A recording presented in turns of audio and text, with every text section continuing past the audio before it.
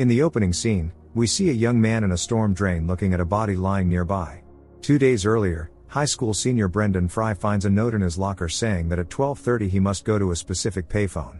Brendan follows the instructions and receives a call from his ex-girlfriend Emily Kostic, whose voice sounds agitated. They have not seen each other for 2 months, and Brendan suggests meeting up. But Emily cannot, because she screwed up. The girl starts rambling about some kind of brick, the pin and tugger, begging him for help. He does not understand anything she is saying. At some point the call is abruptly cut off. Brendan flinches as a black Ford Mustang speeds past. The young man turns to his friend nicknamed the Brain. Everyone calls him that because he is the smartest in their class. But even he has not seen Emily at school lunches for a long time. Lately it is as if something in her is broken. The Brain only knows that Emily desperately tried to befriend Laura Dannon, a popular girl from a wealthy family, but it did not work out. Looking for clues, Brendan breaks into Emily's school locker and rummages through her things. There he finds an invitation to a Halloween party, as well as a photograph of his other ex-girlfriend, Kara, performing in the school theater. She is involved with illegal substances, which is what led to their breakup. Brendan decided to put an end to it. Kara claims she has no idea where Emily is.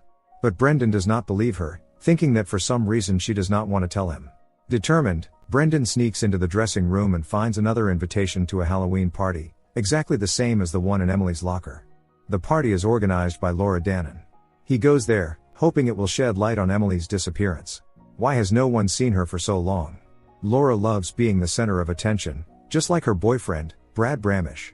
This is a party for the chosen few. Laura lets Brendan in only because he is connected to Emily. The girls were never particularly close, but Laura, like everyone else, is curious to find out what Emily got herself into. The girl only mentions the cafe coffee and pie, asking Brendan not to tell anyone about this conversation. The next day the guy goes to the cafe. Outside he finds Dodd, Emily's new boyfriend, who suffers from addiction. Dodd and his friends refuse to say where Emily is, advising Brendan to get lost while he still can. But the young man is not intimidated at all. Brendan beats Dodd in front of his stunned buddies, forcing him to admit that Emily was not herself when she called her ex the day before.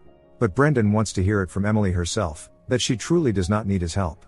Dodd eventually agrees to take Brendan to Emily on the condition that he will leave them alone afterward.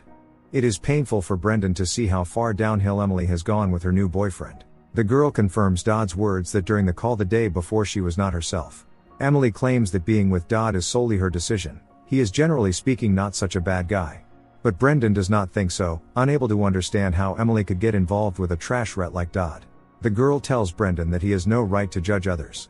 After all, who is he? A typical outsider, eating lunch alone and hating everyone.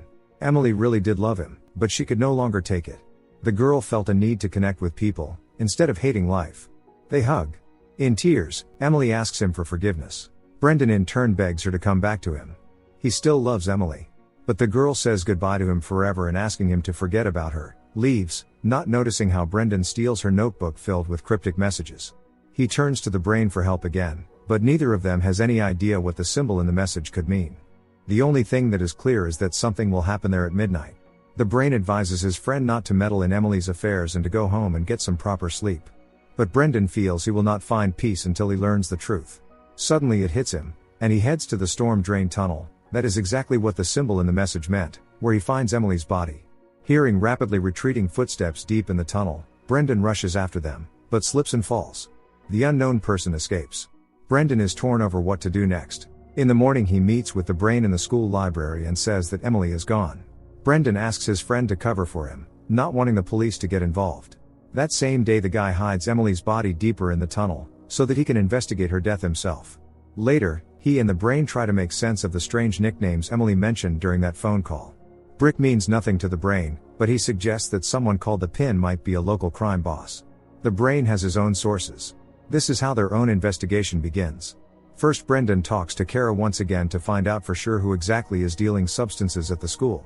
Then he deliberately provokes a fight with Brad, the most popular guy in school. Even though Brendan has a reputation as a nerd, he stands up to Brad in front of other seniors.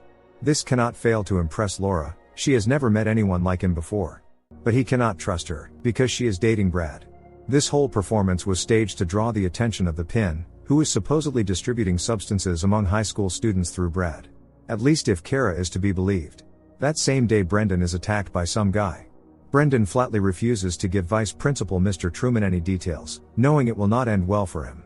But Mr. Truman needs someone to hand over to the police. And if Brendan does not change his mind and start cooperating, they will pin everything on him. Leaving the school, Brendan spots a familiar black Mustang in the parking lot. He is immediately attacked by the same guy as before. It might be Tugger, one of those Emily mentioned. Tugger, the pin's chief enforcer. Instead of fighting back, Brendan insistently demands a meeting with the pin. Realizing that Brendan will not back down, Tugger drives the beaten Brendan, locked in the trunk, straight to the pin's house, the home of a local crime boss. Thus unwillingly Brendan gets pulled into this entire criminal story. He begins to blackmail the pin, threatening to turn him in to the police if he does not tell the whole truth. On the pin's orders, Tugger beats Brendan until Laura stops him. It does not surprise Brendan that Laura knows the pin. There was a reason he never trusted her. Later, the pin decides to talk to Brendan calmly, to clear things up. They could work together, if Brendan were to offer something useful. The guy reveals that the school principal wants him to inform on whoever is behind the distribution of substances. And for a certain fee, Brendan can tell the principal whatever benefits the pin, steering suspicion away from him. It sounds like an interesting offer. The pin declares that depending on whether Brendan's story checks out, tomorrow they will either hire him, or no one will ever see him alive again. Laura drives Brendan back to school. He demands that the girl tell him everything she knows, otherwise he still cannot trust her. Laura admits that Emily was desperately trying to fit into their circle, to befriend her and Brad. Laura also knows that Emily stole a so-called brick from the pin, a batch of substances. Her addiction has grown so strong lately that she went that far. Brendan only becomes more convinced that Laura is dangerous and walks away. He meets with Kara to find out where Dodd is now. Brendan knows they are friends. But Kara dodges the subject, wondering why their relationship fell apart, when everything between them had been so good. Brendan in turn advises her to be more cooperative, because if everything goes smoothly, soon both the pin and Tugger will be backing him. Kara advises Brendan to stay out of things that are none of his business. He seems obsessed with Emily, but perhaps the truth will turn out to be so horrible that he simply will not be able to accept it. At home, Brendan calls the brain and tells him everything he has managed to find out. For now he is not sure whether they can trust Laura, so they should be more careful with her. The next day Brendan finds a note under his school locker with a set time and place for a meeting. There, someone attacks Brendan, clearly intending to take his life. A chase ensues. Using deception, Brendan makes the long-haired guy pursuing him crash into a pole at full speed. If this man works for the pin, then things are bad, and Brendan needs to get out of town as soon as possible. At that moment a red minivan stops in front of Brendan. It is the pin picking him up. He is ready to hire the high schooler, which means that the long-haired guy was hired by someone else. And soon it becomes clear by whom. Brendan receives a call from Dodd, who saw him hiding Emily's body in the tunnel. Dodd hired the long-haired guy to get rid of Brendan, but it did not work. Either way, now Dodd holds all the cards, and he can twist Brendan any way he wants. Not knowing how to get out of the situation, the young man first calls the brain, and then meets with the pin, who voices his concern that there is a rat among them. Someone is playing their own game. All this time Tugger watches them closely, never taking his eyes off them.